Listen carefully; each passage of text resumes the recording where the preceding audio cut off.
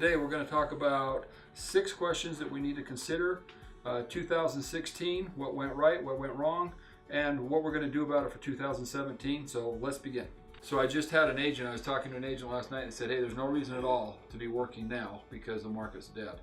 And I said, well, that's interesting. I said, we have people that are doing really, really well in the market. So I said, if you're going to work for us, we're going to have to change that thinking. If you're not going to work for us, keep that thought. So I wrote down some questions for 2016. So take out a pencil and paper, let's write them down. Number 1, I wrote down, what are your 3 to 4 biggest problems that you had in 2016? The 3 to 4 biggest problems you had in 2016.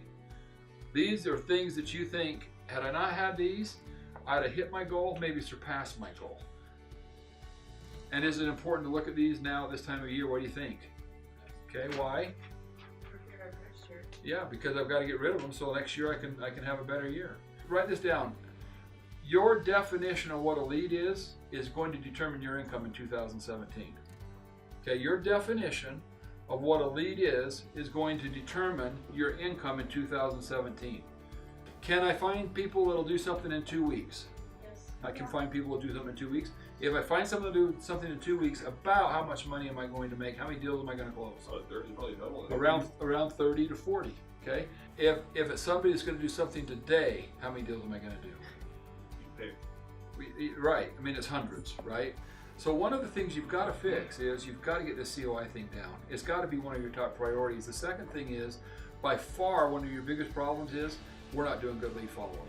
We're just not doing good lead follow-up. If you're calling someone and say, oh gosh, I'm sorry I missed you. I talked to you a month ago and now we've done something. That's a mistake. We've made a mistake. Okay, so lead follow-up. If you fix those 2 things, your income would increase dramatically in 2017. Okay, next I wrote down number 2. What are the most important things you feel like you did right in 2016? So we've talked about the things we've got to overcome or what we've got to change. What are the 2 or 3 things you feel like, you know what, I did really good on this in 2016? If you want to know what a goal looks like, and I don't know, how many of you have seen Lisa Jones's goals on her board in here? Are they great? I mean, she just checks them off as she hits them, right? One right after another.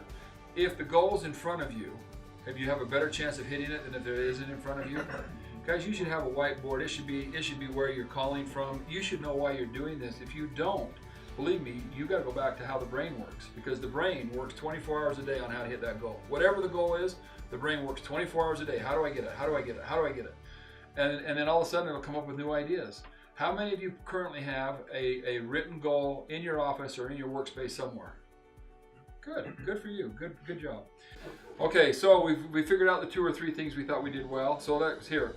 What 2 or 3 skills do you need to improve for 2017? 2 or 3 skills that you need to improve. Okay, now maybe you have a big list. It doesn't matter. I just want the 2 or 3 top skills that you feel like you need to improve on in 2017. Yes. 7:30 every morning. 7:30 every morning. Don't miss. It's easy. 7:30 every single morning.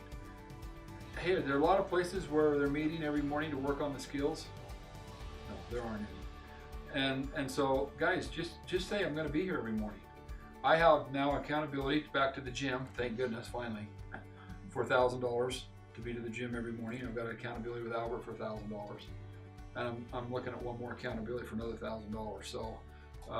So how many of you have 3 or 4 good, strong accountabilities? You should. If you're serious about changing a behavior, you need strong accountability. If you don't have accountability, I'm going to tell you, if you don't have strong accountability, the chances of you changing the behavior are pretty small.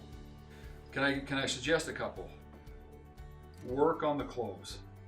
Work on the close. Okay, you've got to work on the close. The thing is, I'm hearing us do pretty good in here, and then on the recordings that I'm getting, I'm not hearing it. I'm hearing you kind of close once, kind of. But if you get to where, hey, look, I've asked really great questions and I closed them 5 or 6 times, would you take more listings? You take more listings. You've got to work on the close, okay? Because that's the difference. That's the big difference. When you get to the end, will I ask 4 or 5 times, Lisa Jones, one of the listings you took this last month, how many times did you close? 6. If you'd have closed 4, would you gotten it? What % of total income did you earn in 2016 versus your goal? So you had a goal and you earned X. What percentage was that? So you had 100, you made 75. So you made 75% of goal. Does that make sense? You had 100, you made 50, you made 50% of the goal. You had 100, you made 90, you made 90% of the goal. What percentage of your goal did you hit? How does this compare to all the real estate agents we talk to? Do they know the number of the percentage of the goal that they set, that they hit for the year? Do they know they don't have a goal? So 99% of the people we talk to on the phone don't have a goal. That's the real estate business, okay? We can't do that. So here's what I want you to do. I'm gonna ask you one more question, and here's what I want you to do. I want you to take these 6 questions that I've asked and then go down them so we can start filling out your business plans for 2000. And we won't start till after Thanksgiving, okay? But right now, start thinking about, hey, what do I need to do? What do I need to work on? What numbers were out of place? We have to have a goal. If we don't have a goal, then any number will do. So that last one, if you're ahead or behind your goal, can you explain why? If you don't learn to think bigger, you need to write this down. I will never out-earn what my mind says I can earn. I'll never out-earn it. You've got to get that straight in your head. You'll never out-earn. People go, oh no, I will out-earn. Well, how much are you making right now? Well, not what I want. Well, I'm just telling you, it's a universal truth. You'll never out-earn what your mind says you can earn. So you've got to have a belief, hey, I can earn this much money.